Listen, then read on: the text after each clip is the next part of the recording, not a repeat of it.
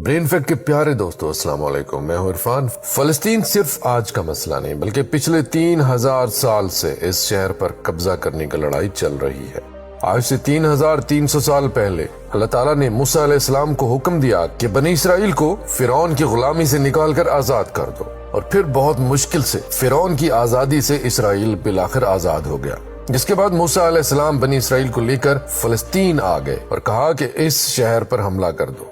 لیکن بنی اسرائیل نے کہا کہ آپ اور آپ کا رب جا کر لڑیں، یہ لڑائی ہم نہیں کرنے والے،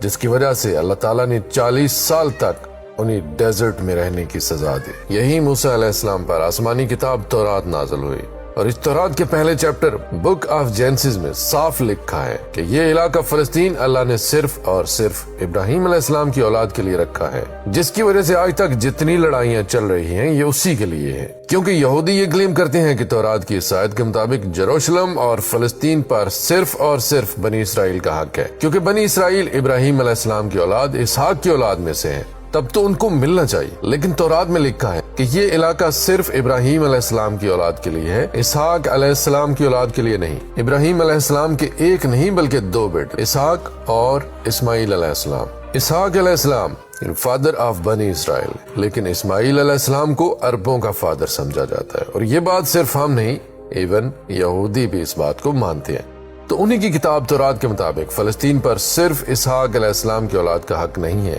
بلکہ اسماعیل علیہ السلام کی اولاد عربوں کا بھی حق ہے۔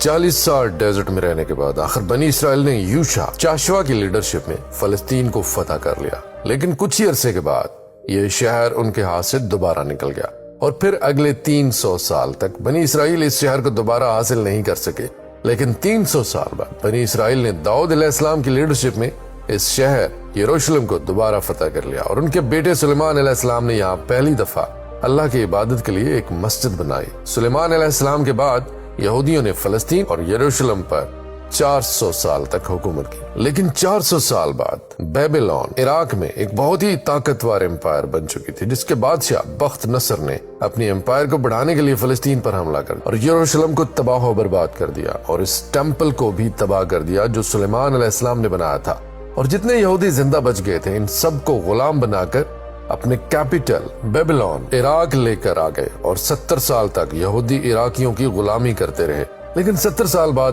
عراق پر ایران کے بہت ہی نیک بادشاہ سائرس دی گریٹ نے حملہ کر دیا، جسے ہم ذوالقرنین کے نام سے جانتے ہیں۔ سائرس گریٹ نے عراق کی اس حکومت کو فتح کر لیا، اور یہاں جتنے بھی یہودی تھے ان ساروں کو واپس فلسطین بھیجا، اور انہیں فنڈز بھی دیے کہ واپس جا کر سلیمان علیہ السلام کے ٹیمپل کو دوبارہ بنا لو، جو اس سے پہلے تباہ کر دیا گیا تھا۔ جس کے بعد یہودیوں نے پھر فلسطین پر 400 سال تک حکومت کی، لیکن پھر ان پر ایک ایسی حکومت نے حملہ کر دیا جس نے سارے یہودیوں کو یہاں سے 600 سال تک باہر نکال دیا، اور بنی اسرائیل پر اتنا ظلم کیا جو اس سے پہلے کبھی کسی نے نہیں کیا تھا۔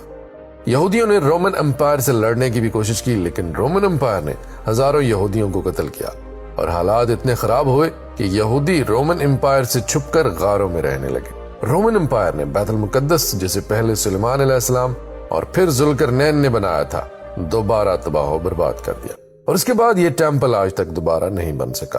رومن امپائر نے فلسطین اور یروشلم پر 600 سال تک حکومت کی، لیکن 600 سال بعد رومن امپائر نے ایک ایسی غلطی کی جو اسے کبھی نہیں کرنی چاہیے تھی۔ انہوں نے عرب میں بہت ہی تیزی سے پھیلتے ہوئے نئے ریلیجن اسلام پر حملہ کرنے کی کوشش کی، لیکن اسلامک ریلیجن اور خلافت اتنی تیزی سے پھیلتی گئی کہ کچھ ہی سالوں میں رومن اور پرشین امپائر دونوں کو فتح کر لیا، جس کے بعد حضرت عمر دنیا کے سب سے طاقتور حکمران بن گئے، جن کی حکومت الیگزینڈر دی گریٹ کے امپائر سے بھی بہت بڑی تھی۔ آخر مسلمان رومن امپائر کو فتح کرتے کرتے یروشلم کے دروازے تک پہنچے۔ رسول اللہ صلی اللہ علیہ وآلہ وسلم نے پہلے ہی کہہ دیا تھا کہ مسلمان ایک دن یروشلم ضرور فتح کریں گے۔ اب مسلمانوں کے پاس 2 آپشن تھے، یا تو یروشلم کو اسی طرح تباہ کیا جائے جس سے پہلے باقی بادشاہوں نے کیا تھا، اور یا پھر اس کا محاصرہ کر لے۔ آخر 6 مہینے کے بعد یروشلم کے گورنر سفرونیس نے کہا، میں یروشلم صرف ایک ہی شرط پر مسلمانوں کے حوالے کروں گا کہ مسلمانوں کے بادشاہ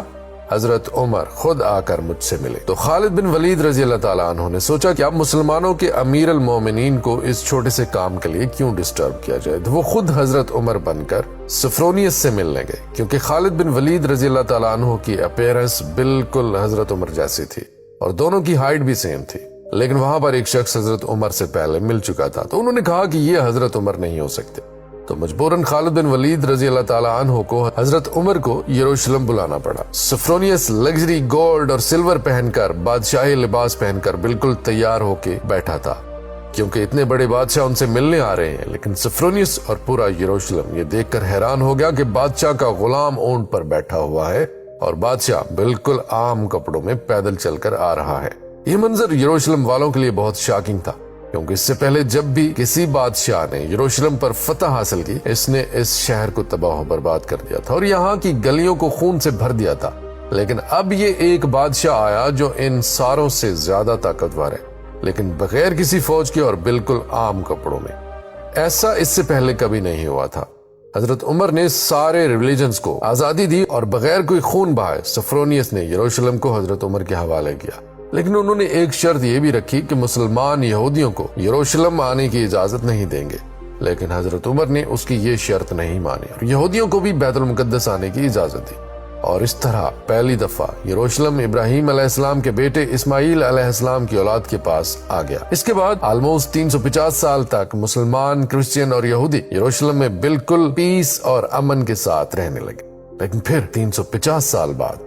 کرسچینز نے پورے یورپ سے فوج جمع کر کے یروشلم پر دوبارہ حملہ کر دیا۔ اس وقت مسلمانوں کی آپس میں بہت لڑائیاں چل رہی تھیں، جس کا فائدہ اٹھا کر کروسیڈرز نے آسانی سے یروشلم کو فتح کر لیا، اور یروشلم فتح کرنے کے بعد مسلمانوں اور یہودیوں پر بہت ظلم کیا اور ہزاروں مسلمانوں اور یہودیوں کو شہید کر دیا اور سینیکوکس کو بھی تباہ کر دیا۔ اور ہسٹری میں لکھا ہے کہ کروسیڈرز نے یروشلم کی گلیوں کو مسلمانوں کے خون سے بھر دیا تھا، اور ایون مسجد اقصی کو بھی مسجد سے ایک محل یعنی پیلس میں تبدیل کر دیا تھا۔ یہودیوں کے عورتوں اور بچوں نے اپنی جان بچا کر اپنے آپ کو سینیکوکس میں بند کر لیا، لیکن کروسیڈرز نے ان سارے بلڈنگز کو آگ لگا دی اور ان کے بچوں اور عورتوں کو زندہ جلا دیا۔ اور یہ سب صرف ہم نہیں کہتے، بلکہ یہ اتھینٹک ہسٹری کا حصہ ہے جسے یورپینز بھی مانتے ہیں۔ اس کے بعد ان کروسیڈرز نے یروشلم پر تقریباً 90 سال تک حکومت کی، لیکن پھر 90 سال کے بعد مسلمانوں کے بہت بڑے بادشاہ سلطان صلاح الدین ایوبی نے پوری مسلم دنیا سے فوج جمع کر کے یروشلم کو دوبارہ کرسچنز سے چھین کر فتح کر لیا۔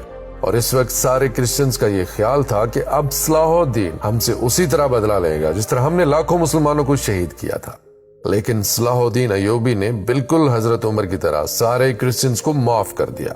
ایون کرسچنز بھی اس بات پر حیران ہوئے اور صلاح الدین ایوبی سے پوچھا کہ جب ہم نے فتح کیا تھا تو ہم نے ہر مسلمان کو قتل کیا تھا، لیکن صلاح الدین ایوبی نے کہا I am not those men. I am Salah Ad-Din.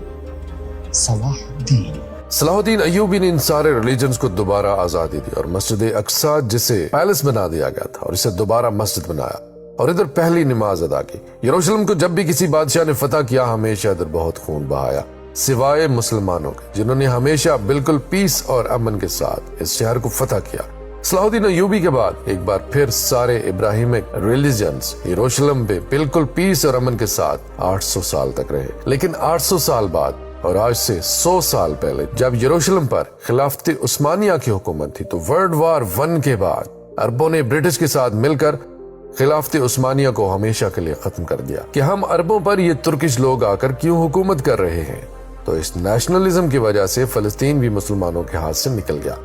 لیکن تھوڑے ہی عرصے بعد پہلے برٹش اور یہودیوں کی آپس میں ڈیل ہو چکی تھی کہ اگر برٹش کو یہ علاقے ملے تو وہ ادھر ایک یہودی اسٹیٹ بنائیں گے۔ اور یہ معاہدہ ہوا کیوں تھا؟ کیونکہ اس سے پہلے یہودی یورپ کے ہر field, business, science, medical, banking, ہر چیز میں بہت سٹرانگ ہو چکے تھے، جس کی وجہ سے یہودی یورپ کے سب سے طاقتور اور رچ کمیونٹی بن گئے۔ تو ان کی سپورٹ حاصل کرنا برٹش کے لیے سب سے ضروری تھا، اور پچھلے 1800 سال سے یہودیوں کے پاس اپنا کوئی بھی ملک نہیں تھا۔ تو اس میں سے کچھ یہودیوں نے زیونزم کی سوچ شروع کی کہ ہمارے یہودیوں کا بھی اپنا ایک ملک ہونا چاہیے، اور اس کے لیے انہوں نے اسی فلسطینی علاقے کو چنا، اور یہ ملک حاصل کرنے کے لیے انہوں نے ہر طرح سے کوشش کی۔ یہودیوں نے یہاں تک کہ عثمانی خلیفہ سلطان عبدالحمید سے بھی ڈیل کرنے کی کوشش کی، لیکن انہوں نے صاف انکار کر دیا، جس کی وجہ سے یہودیوں کو سمجھ آ گئی کہ اگر اپنا ملک بنانا ہے تو عثمانیہ سلطنت کو ختم کرنا ضروری ہے۔ اور جیسے ہی ورلڈ وار 1 کے بعد خلافت عثمانیہ ختم ہوئی اور فلسطین خلافت عثمانیہ سے نکل کر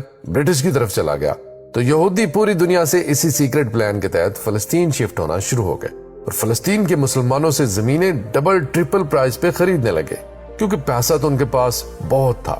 برٹش امپائر نے بھی بیلفورڈ ڈیکلیریشن میں یہودیوں کی ایک الگ سٹیٹ ہونے کو سپورٹ کیا تاکہ ورلڈ وار کے بعد یہودیوں کا سپورٹ اور پیسے دونوں حاصل کر سکے، اور اسپیشلی ورلڈ وار 2 کے بعد یورپ میں ہٹلر کی یہودیوں پر ظلم کے بعد یہودی اور بھی زیادہ پوری دنیا سے فلسطین میں جمع ہونے لگے اور فلسطین میں آہستہ آہستہ لڑائیاں بڑھنے لگی، جس کی وجہ سے UN نے ایک فیصلہ سنایا کہ فلسطین کو 3 حصوں میں ڈیوائیڈ کیا جائے، ایک حصہ فلسطین، دوسرا اسرائیل اور تیسرا یروشلم، جو ان دونوں میں سے کسی کا بھی نہیں ہوگا بلکہ یہاں UN کی حکومت ہوگی اور اس میں سب ریلیجنز کو آزادی ہوگی، جس پر عرب ممالک نے اس فیصلے کی سخت مخالفت کی اور اسرائیل کے آزاد ہونے کے صرف ایک دن کے بعد اسرائیل پر ہر طرف سے حملہ کر دیا۔ ایجپٹ، جارڈن، سیریا، تینوں کی فوجیں ایک ساتھ اسرائیل میں داخل ہوئیں، لیکن بہت ہی بے شرمی سے عرب ممالک یہ جنگ ہار گئے اور ایک ایسے ملک سے ہارے جو مسلمانوں سے سائز میں بہت چھوٹا اور جو اس جنگ سے صرف ایک دن پہلے آزاد ہوا تھا، اور اس ہار کی وجہ سے